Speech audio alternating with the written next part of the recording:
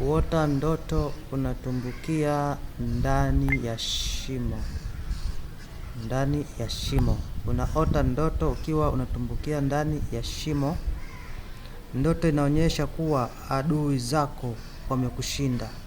Ndoto hii ya kuota unatumbukia ndani ya shimo ina maana adui zako wamekushinda. Ndoto ya kuota unatumbukia ndani ya shimo, ndoto hii inamaanisha adui zako wamekushinda. Pia inaonyesha kuwa umeanguka, umeshuka kutoka kwenye utukufu wako na uko kwenye uharibifu.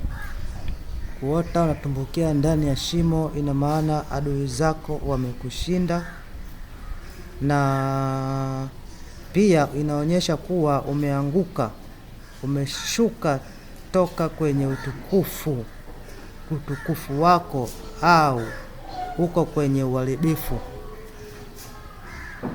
Uko kwenye uharibifu ina maana utukufu wako umeshuka, upo kwenye uharibifu. Ndoto inaonyesha kuwa maisha yako yameshuka kiwango, yaani maisha yako yameshuka kiwango. Umetumbukia kwenye hatari fulani maishani ambayo inatishia uhai wako. Yaani ndoto unapokuwa unaota umetumbukia ndani ya shimo, ina maana inaonyesha kwamba maisha yako yameshuka kiwango. Maisha yako yapi? Yategemea upo katika design gani ya maisha. Upo katika kiwango gani cha maisha ambacho kinaenda kushuka, kinaenda kuporomoka, kinaenda kuharibika. Sasa ndoto hiyo inamaanisha tayari maisha yamekuwa mabaya, au maisha yanaenda kuwa mabaya. Ukiota ndoto unatumbukia ndani ya shimo refu. Maana nyingine, ndoto inaonyesha kuwa hauna uwezo wa kupigania maisha yako tena.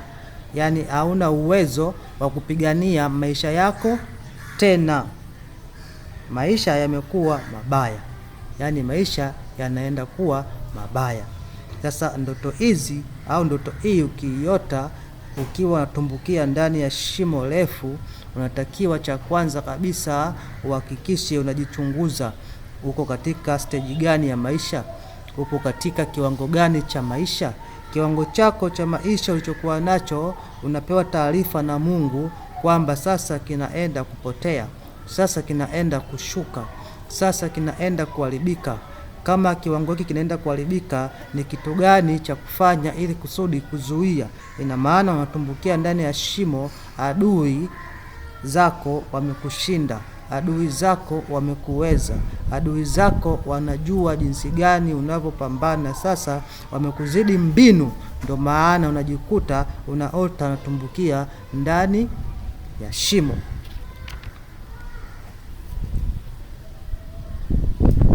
Ushauri sasa hapo, kipi cha kufanya katika ndoto hii kwamba unatumbukia ndani ya shimo?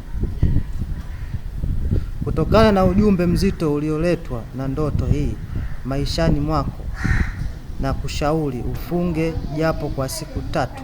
Funga japo kwa siku 3, lakini ukiweza kufunga siku 7 ukiomba Mungu akunusuru na tatizo hilo. Ndoto hii ina maana ili kusudi uweze kuepukana nayo, funga siku 3 au muombe Mungu akuwezeshe uweze kufunga mpaka siku 7 au 9, na ukiwa unaongozwa na maombi maalum,